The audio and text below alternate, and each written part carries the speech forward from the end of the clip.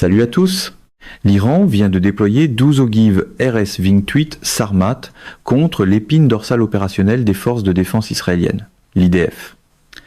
Les armes ont été transférées par la Russie dans des conditions que la communauté américaine du renseignement n'a pas réussi à détecter à temps pour agir, ont été intégrées à l'infrastructure de ciblage iranienne à une vitesse qui confirme une préparation remontant à des années plutôt qu'à des mois et ont été utilisées dans une séquence de frappe coordonnée unique qui a laissé 300 000 soldats de l'IDF bloqués dans plusieurs secteurs opérationnels sans commandement, sans ravitaillement et sans voie claire de rétablissement.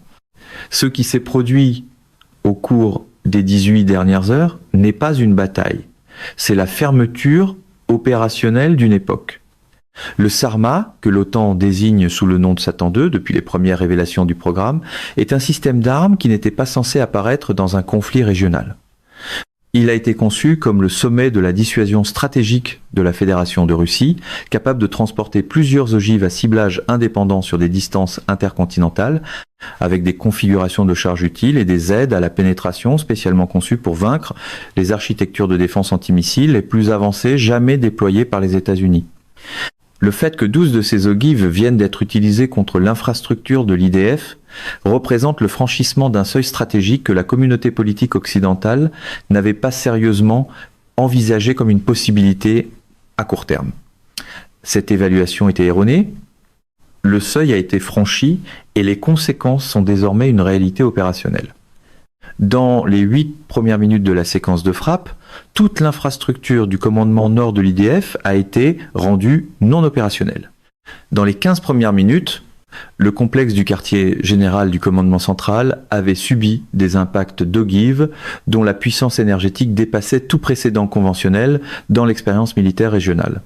Dans les 30 premières minutes, l'infrastructure de soutien opérationnel qui maintient 300 000 soldats israéliens déployer les réseaux de carburant, les réserves de munitions, les nœuds de communication, les voies d'évacuation médicale avaient été démantelées de manière si complète qu'aucune opération de rétablissement ne peut y répondre dans un délai pertinent pour la situation opérationnelle immédiate à Washington. Les hauts responsables de l'appareil militaire des États-Unis se trouvent actuellement dans une atmosphère de salle de crise que je peux décrire avec certitude professionnelle parce que je sais comment cette pièce fonctionne lorsque les hypothèses qui soutiennent des décennies de planification stratégique s'effondrent simultanément. Ils sont sous le choc et ce choc est justifié. C'est le genre de moment où un slogan de campagne ne peut pas réparer un réseau de commandement brisé, peu importe avec quelle force on le répète derrière un pupitre. Pour comprendre toute l'ampleur de ce conflit, il faut examiner comment 12 ogives Sarmat, des armes dont l'existence était censée rester confinée à l'arsenal stratégique russe, ont fini par être employées opérationnellement par les forces iraniennes. Ce transfert révèle la profondeur de la relation stratégique russo-iranienne que le renseignement américain a constamment sous-estimée. Il impose aussi une évaluation sérieuse de la capacité destructrice réelle du système RS-28 et de la raison pour laquelle son emploi contre l'infrastructure de l'IDF produit des conséquences qu'aucune préparation militaire conventionnelle ne peut compenser. Les États-Unis ont été plongés dans le choc parce que la paralysie institutionnelle à Washington révèle les limites de la projection de puissance américaine dans un monde où les règles d'emploi des armes stratégiques viennent d'être réécrites en temps réel. Et lorsque 300 000 soldats de l'IDF sont bloqués dans plusieurs secteurs sans commandement ni ravitaillement fonctionnel, la prochaine phase de ce conflit dépend de celui qui contrôle l'initiative lorsque le manuel existant ne s'applique plus. Une conférence de presse peut rebaptiser une crise, mais elle ne peut pas ravitailler 300 000 soldats bloqués. L'architecture de ciblage de cette frappe représente l'application la plus concentrée d'armes stratégiques contre une infrastructure militaire opérationnelle que j'ai jamais analysée.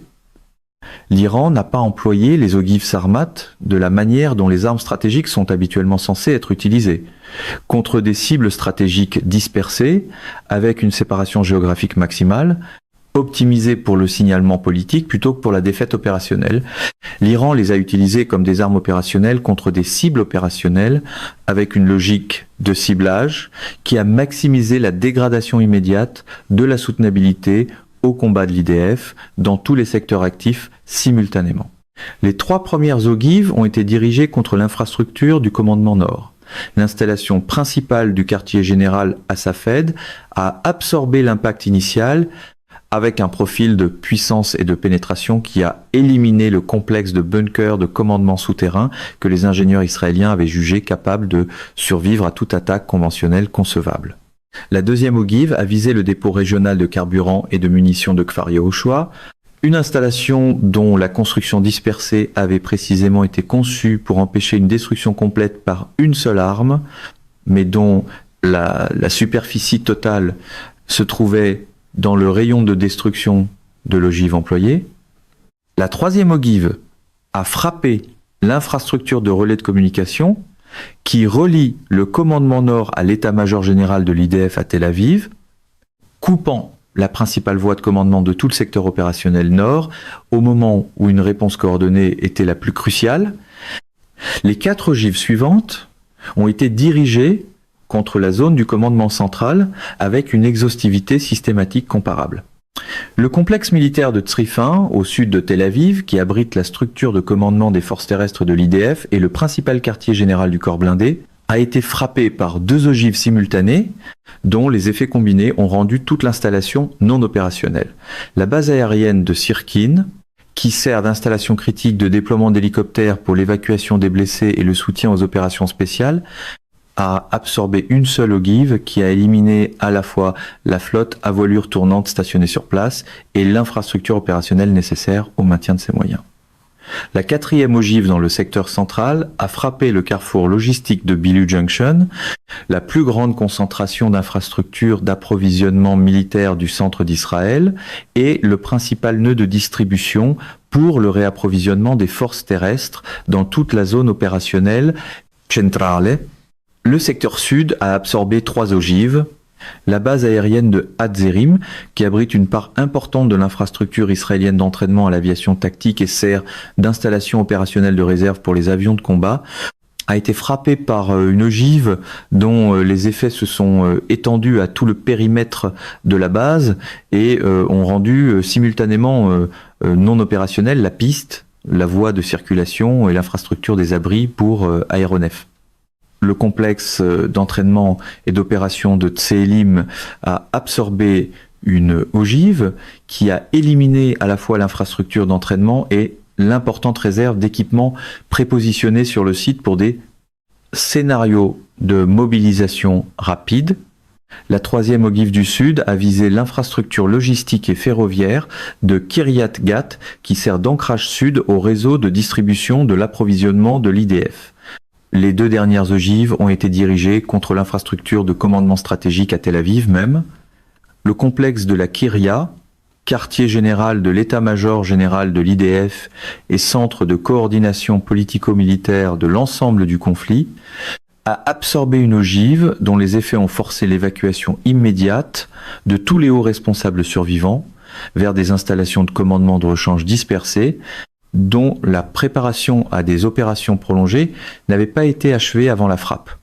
La 12e et dernière ogive a visé le complexe de renseignement de Glilo, au nord de Tel Aviv, éliminant la principale infrastructure de renseignement d'origine électromagnétique et d'analyse stratégique qui soutient la planification opérationnelle de l'IDF au plus haut niveau. L'effet cumulatif des 18 heures écoulées depuis le début de la frappe dessine un tableau opérationnel qu'aucun scénario de planification de l'IDF n'avait réellement envisagé. 300 000 soldats israéliens sont déployés dans des secteurs opérationnels actifs. L'infrastructure de commandement qui coordonne leurs opérations a été détruite de manière complète. L'infrastructure logistique qui soutient le rapprovisionnement en carburant, en munitions et en nourriture a été éliminée à la source. L'architecture de communication qui maintient la cohérence opérationnelle entre des unités dispersées a été sectionnée à plusieurs nœuds critiques. Ces soldats n'ont pas été vaincus au combat. Ils ont été bloqués sur le plan opérationnel, en possession de toutes leurs capacités individuelles et unitaires de combat, mais privés de l'accès au système opérationnel supérieur qui transforme cette capacité en action militaire coordonnée. C'est là que le théâtre du contrôle total se heurte à l'arithmétique du carburant, des munitions et des communications coupées. Le problème de rétablissement que cela présente est réellement sans précédent. Reconstituer une infrastructure de commandement détruite dans des conditions de conflit continu exige du temps et des ressources spécialisées que la situation opérationnelle immédiate ne permet pas. Rétablir les flux logistiques lorsque les principaux nœuds de distribution ont été éliminés exige des itinéraires de remplacement passant par des installations qui n'ont pas la capacité d'absorber le volume déplacé. Les 300 000 soldats bloqués continueront de consommer les approvisionnements limités organiques à leurs unités jusqu'à leur épuisement, moment où la dégradation opérationnelle deviendra absolue plutôt que progressive. Le RS-28 Sarmat est, selon toute évaluation technique honnête, le système de missiles stratégiques le plus capable actuellement déployé par une force militaire sur Terre. Son programme de développement a absorbé des décennies d'investissements russes en ingénierie aérospatiale et l'arme qui en résulte représente une réussite technologique que la communauté de défense américaine suit avec une préoccupation professionnelle constante depuis sa première divulgation publique. Ce que nous observons dans ce conflit, c'est l'emploi opérationnel d'une catégorie d'armes que la doctrine stratégique traite depuis 60 ans comme confinée au domaine de la dissuasion stratégique plutôt qu'à l'usage actif au combat. Cette frontière doctrinale vient désormais d'être franchie. Les implications dépassent largement le théâtre moyen-oriental immédiat.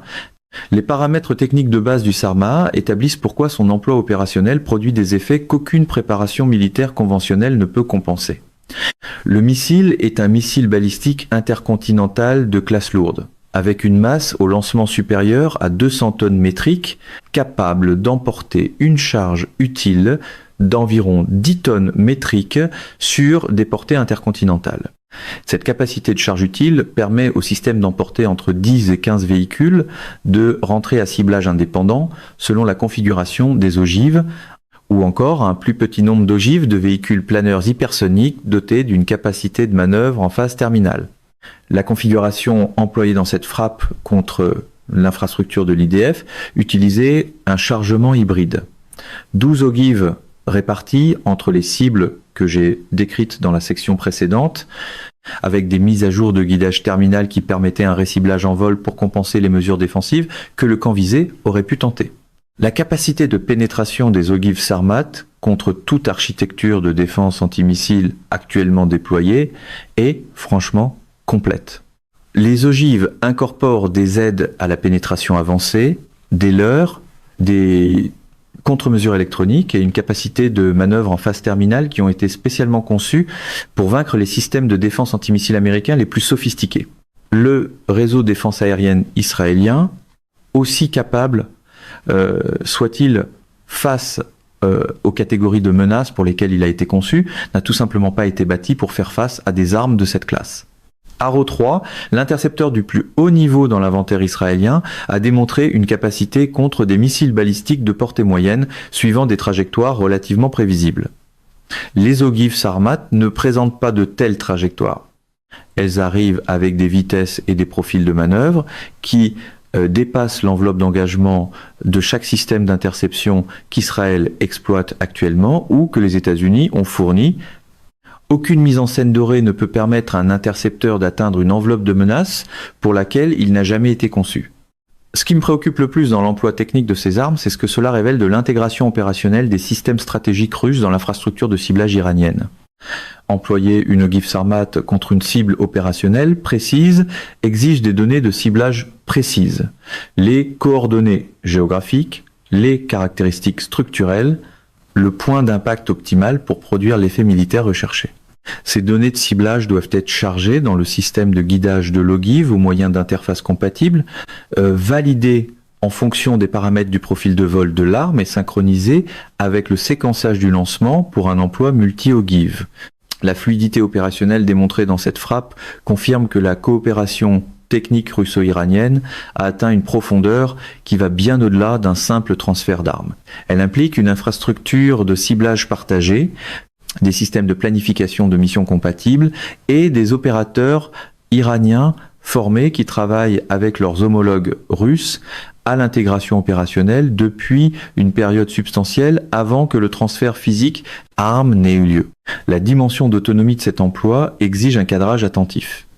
L'Iran n'a pas développé le Sarmat. L'arme est un système russe transféré dans le cadre d'un accord bilatéral dont les modalités ne sont pas publiquement divulguées. Mais l'emploi opérationnel du système a été mené par les forces iraniennes contre des cibles choisies par des planificateurs opérationnels iraniens au service d'objectifs stratégiques iraniens. La combinaison des capacités iraniennes indigènes en planification de mission, en analyse de ciblage et en exécution opérationnelle avec des armes stratégiques fournies par la Russie crée une capacité hybride qui dépasse la somme de ses composantes. L'Iran n'est pas devenu dépendant de la Russie en employant ses armes. L'Iran a démontré que la relation russe fournit des multiplicateurs de capacités stratégiques qui, lorsqu'ils sont combinés à l'expertise opérationnelle que l'Iran a bâtie de façon indigène, produisent des effets militaires qu'aucun des deux partenaires ne pourrait atteindre seul. C'est un paragraphe difficile à faire tenir sur une affiche de rassemblement, ce qui explique peut être pourquoi les messages politiques les plus bruyants sautent souvent entièrement la logistique. La comparaison avec la situation d'Israël est instructive et impitoyable.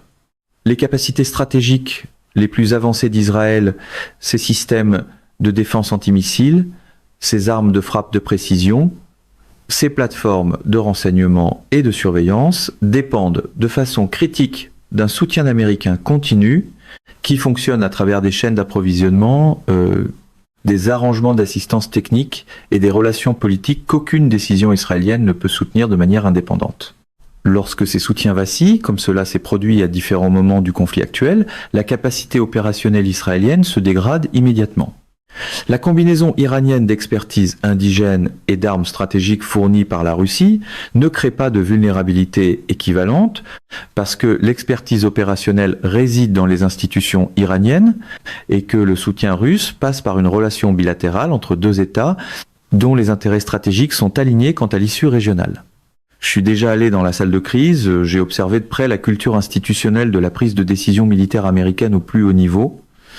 Je peux affirmer avec une confiance professionnelle que ce qui se passe à Washington dans les heures qui suivent cette frappe n'est pas la délibération mesurée que les communications officielles finiront par prétendre. C'est un choc institutionnel, le type précis de paralysie qui survient lorsqu'une organisation optimisée pour un ensemble particulier d'hypothèses stratégiques découvre en temps réel que ces hypothèses ne s'appliquent plus. Ce n'est pas la partie du briefing où un adjectif superlatif règle la carte. Le choc a plusieurs sources. La première est le fait opérationnel simple que des armes russes de niveau stratégique ont été utilisées contre l'infrastructure militaire du plus proche allié régional de l'Amérique, dans un conflit où les États-Unis ont investi d'énormes ressources diplomatiques, financières et militaires. Et les États-Unis ne disposent d'aucune option de réponse immédiate qui ne produise pas des conséquences dépassant ce que l'environnement politique actuel peut absorber. Des représailles militaires américaines directes contre l'Iran risquent de déclencher précisément le scénario d'escalade régionale, y compris une possible fermeture du détroit d'Ormuz que l'économie mondiale ne peut pas soutenir. Une confrontation américaine directe avec la Russie au sujet du transfert d'armes risque de déclencher une crise stratégique dont personne à Washington ne veut tester les dimensions dans le contexte actuel. Ne rien faire revient à accepter un déplacement défavorable spectaculaire de l'équilibre régional des forces qui remodèlera l'influence américaine dans tout le Moyen-Orient et au-delà. Aucune de ces options n'est acceptable et il n'y a pas de quatrième option. Le réflexe pro-Trump serait de promettre quand même une quatrième option, de préférence en lettres majuscules et avant même la lecture de la première note de renseignement. La deuxième source du choc est l'échec du renseignement que cette frappe représente. Le transfert d'ogives Sarmat de la Russie vers l'Iran n'a pas eu lieu hier. L'intégration opérationnelle de ces armes dans l'infrastructure de ciblage iranienne a exigé une préparation s'étendant au moins sur des mois et peut être sur des années. La formation des opérateurs iraniens sur le système, le développement de logiciels de planification de missions compatibles, l'établissement des relations techniques nécessaires à l'emploi opérationnel. Tout cela s'est déroulé dans une fenêtre que la collecte de renseignements américaine aurait dû détecter et évaluer à temps pour permettre une action préventive. Cette détection n'a pas eu lieu, ou bien elle a eu lieu et les évaluations qui en ont résulté ont été rejetées ou enfouies dans un processus institutionnel qui n'a pas réussi à les porter au niveau où une action préventive aurait pu être autorisée. L'une ou l'autre possibilité représente un échec de l'entreprise américaine du renseignement au plus haut niveau, et les règlements de compte au sein de la communauté seront considérables dans les jours à venir. Une casquette rouge n'est pas un système d'alerte avancé, peu importe avec quelle assurance les éléments de langage sont imprimés. La troisième source du choc est l'implication pour la planification stratégique américaine dans chaque théâtre où elle maintient actuellement des engagements. Si la Russie a démontré sa volonté de transférer des armes de niveau stratégique à un partenaire régional confronté à une pression militaire soutenue par les États-Unis, le précédent établi affecte tous les autres contextes où des conditions similaires pourraient survenir. La Corée du Nord observe. Le Venezuela observe. Les relations stratégiques que la Russie maintient avec différents États en Afrique et en Amérique latine portent désormais la possibilité implicite d'un transfert de capacité de niveau stratégique que le cadre politique américain existant n'a pas été conçu pour traiter. Ayant occupé des postes où j'ai observé la manière dont Washington pense, dans ces conditions, je peux décrire avec confiance la prochaine phase de la réponse institutionnelle. Le premier instinct sera d'identifier des boucs émissaires. Échec du renseignement, erreur de calcul diplomatique, faux pas alliés pouvant absorber le blâme de la surprise stratégique. Le deuxième instinct sera de chercher des réponses spectaculaires qui démontrent la résolution américaine tout en minimisant l'exposition réelle aux conséquences. Le troisième instinct finira par être une réévaluation plus sobre de l'environnement stratégique qui reconnaît le véritable changement survenu et amorce le processus douloureux d'ajustement de la posture américaine à de nouvelles réalités. La troisième phase prend généralement des années et les événements de ces années sont souvent lourds de conséquences en eux-mêmes. Les deux premiers instincts s'insèrent parfaitement dans un segment télévisé. Le troisième exige une patience que la politique de campagne récompense rarement. Ce qui me frappe dans la conduite stratégique de l'Iran dans ce conflit, c'est la qualité de volonté institutionnelle nécessaire pour employer réellement des armes de cette catégorie contre un adversaire fortement défendu et soutenu par la puissance militaire dominante du monde. Posséder des armes stratégiques est une capacité. Démontrer la volonté institutionnelle et politique de les utiliser lorsque la situation opérationnelle l'exige est une capacité tout à fait différente et beaucoup plus exigeante. Les dirigeants iraniens ont passé 5 décennies à construire une culture stratégique nationale autour de l'idée que la pression extérieure ne produit pas la capitulation mais un durcissement, que les sanctions, le sabotage, les assassinats et la menace constante d'une attaque militaire deviennent, lorsqu'ils sont absorbés par une institution nationale suffisamment cohérente, la matière première à partir de laquelle se construit la capacité stratégique. Les ogives Sarmat transférées sont, en termes opérationnels, la démonstration la plus saisissante de l'exactitude de cette proposition que le monde ait encore vue. Les sanctions vendues comme du théâtre instantané tiennent rarement compte de ce qui se produit lorsque la cible passe des décennies à transformer la pression en doctrine. Mais les ogives elles-mêmes ne sont pas l'élément le plus important de ce que nous observons. L'élément le plus important est la capacité institutionnelle de les employer réellement contre les cibles choisies, au moment choisi, en acceptant les conséquences qui suivent, parce que la logique stratégique sous-jacente soutient l'action. Israël fait face, en contraste, aux conséquences institutionnelles d'une puissance militaire qui dépend fondamentalement d'une autorisation extérieure pour ses applications les plus décisives. L'IDF possède ses propres capacités stratégiques, dont l'existence est publiquement reconnue à des degrés variables d'explicitation, mais les conditions dans lesquelles ces capacités peuvent être employées sont contraintes par des considérations qui incluent les positions américaines, les implications diplomatiques et les calculs stratégiques plus larges qui lient Israël à son principal protecteur. l'Iran n'opère sous aucune contrainte équivalente. Les décisions sur l'opportunité et la manière d'employer les armes russes transférées relèvent des institutions iraniennes, responsables uniquement devant la logique stratégique de l'État iranien. Le contraste devient opérationnellement visible. Dans cette frappe, l'Iran a identifié l'ensemble de cibles nécessaires pour produire l'effet opérationnel recherché, à employer les armes disponibles pour atteindre cet ensemble de cibles et à accepter les conséquences. La décision a été prise rapidement, exécutée proprement, et elle est désormais un fait irréversible de l'environnement stratégique. Israël, en revanche, se retrouve face à la réalité opérationnelle de 300 000 soldats bloqués, tandis que ces options stratégiques sont contraintes par des considérations qui retardent une réponse décisive et qui pourraient, selon l'évolution de la prochaine phase, l'empêcher entièrement. Une puissance empruntée n'inclut pas l'autorité empruntée de l'utiliser. La distinction compte davantage que les caractéristiques techniques des armes elles-mêmes. Une puissance empruntée ne vient pas non plus avec une télécommande de style campagne électorale, malgré la simplicité avec laquelle cela peut paraître sous les projecteurs d'un studio. Mon évaluation de la direction que prennent ces événements est directe et je veux l'énoncer avec la précision que la situation mérite. Nous observons en temps réel la confirmation opérationnelle d'une transition stratégique dont la possibilité théorique est discutée dans les cercles politiques depuis des années, mais dont l'occurrence réelle représente un changement catégorique dans le fonctionnement des relations internationales.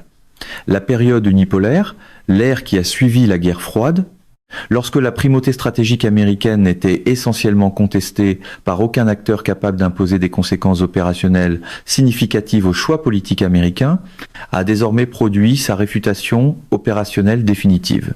Les ogives Sarmat, employés contre l'infrastructure de l'IDF, représentent l'utilisation d'armes stratégiques dans un conflit régional contre un allié fortement soutenu par les États-Unis, sans réponse militaire américaine capable d'empêcher le résultat opérationnel. Cette phrase, lue attentivement, décrit un environnement stratégique fondamentalement différent de celui qui a organisé les relations internationales au cours des 30 dernières années. À Moscou, les implications stratégiques de cet emploi sont absorbées avec le calme délibéré qui caractérise la culture stratégique russe dans des conditions de succès décisifs. Le transfert d'ogives Sarmat à l'Iran a été une décision calculée qui acceptait un risque d'escalade important en échange de l'effet stratégique qui est maintenant démontré. Cet effet est global. La crédibilité des garanties de sécurité américaines a été endommagée d'une manière qu'aucune initiative diplomatique ne peut réparer rapidement. La capacité opérationnelle des armes stratégiques russes a été validée dans des conditions réelles de combat, fournissant une valeur de renseignement qu'aucun programme d'essai ne pourrait reproduire. La relation bilatérale entre Moscou et Téhéran a été approfondie par l'expérience partagée d'une coopération décisive, de façon à soutenir le partenariat malgré toute pression que l'Occident tentera d'exercer contre lui. Une garantie qui dépend davantage de la posture que de la capacité devient très fragile dès que l'autre camp cesse de jouer le jeu de la performance. À Pékin, le calcul stratégique se concentre sur le précédent et le modèle. La démonstration que des transferts d'armes stratégiques d'une grande puissance vers un partenaire régional peuvent produire des effets opérationnels qui submergent des architectures défensives soutenues par les États-Unis, fournit un cadre de référence que la planification stratégique chinoise absorbera dans plusieurs théâtres. Les implications pour Taïwan, pour la mer de Chine méridionale, pour le théâtre plus large du Pacifique, où la compétition stratégique entre la Chine et les États-Unis est la plus active, sont directes et immédiates. Les événements au Moyen-Orient ont fourni un point de données réel qu'aucune analyse de groupe de réflexion ni aucun jeu de guerre ne pouvait générer. Et ce point de données est étudié en détail par chaque institution chinoise de planification stratégique. Pour le monde en développement, le message est plus clair que n'importe quel communiqué diplomatique pourrait l'exprimer. Dans le système international contemporain, la souveraineté exige soit un alignement avec une grande puissance capable de fournir un véritable soutien de sécurité, soit la construction d'une capacité indigène suffisante pour dissuader une pression extérieure conséquente. L'Iran a démontré que la deuxième voie, bien qu'extraordinairement coûteuse à court et à moyen terme produit des résultats stratégiques que la première voie ne peut égaler lorsque l'engagement du protecteur devient incertain. Cette démonstration remodèlera la planification stratégique dans les capitales d'Afrique, d'Asie et d'Amérique latine pour une génération. La version brochure du pouvoir dit que l'alignement est simple. La version crise demande ce qui arrive lorsque le protecteur commence à calculer l'optique télévisuelle avant l'endurance stratégique. Je crois que nous assistons à la véritable fin du moment unipolaire, non pas son déclin, non pas son ajustement, mais sa fin confirmée par l'emploi opérationnel d'armes de niveau stratégique, d'une manière que l'ordre international existant n'était pas construit pour accueillir. Ce qui le remplacera sera contesté, dangereux et à certains égards inconnu, mais cela arrive et la frappe contre l'infrastructure de l'IDF vient de dissiper tout doute restant quant à son arrivée. En 30 ans d'analyse stratégique, je n'ai jamais écrit sur un événement dont les implications dépassent celles de ce qui s'est produit au cours des 18 dernières heures. 12 ogives Sarma ont été employés contre l'épine dorsale opérationnelle des forces de défense israéliennes. 300 000 soldats sont bloqués dans plusieurs secteurs, sans commandement fonctionnel, sans ravitaillement et sans direction opérationnelle cohérente. Washington est sous le choc et je peux le décrire avec confiance, parce que je connais la culture institutionnelle qui a produit le silence émanant maintenant du Pentagone dans la salle de crise. Le silence du Pentagone ne se couvre pas facilement avec la bande sonore habituelle de la victoire et des promesses surdimensionnées. La question finale ne concerne pas précisément Israël ou l'Iran. Elle concerne le système international qui a organisé les relations stratégiques au cours des 3 dernières décennies et qui se trouve maintenant confronté à des preuves opérationnelles que ces hypothèses fondamentales ne tiennent plus. Qu'est-ce qui remplace un ordre unipolaire lorsque sa primauté opérationnelle a été réfutée dans des conditions réelles de combat ? Qui façonne les règles de l'environnement multipolaire qui émerge et à quelles conditions? Ce sont les questions qui définiront la prochaine décennie de relations internationales. Et les réponses sont en train d'être écrites en ce moment même dans les décisions stratégiques prises à Washington, Moscou, Téhéran et Pékin pendant que je parle. Mesdames et messieurs, notre émission d'aujourd'hui s'arrête ici. Nous vous invitons à partager votre avis personnel dans la section des commentaires ci-dessous. Pouvoir, vérité vous salue et vous donne rendez-vous très bientôt.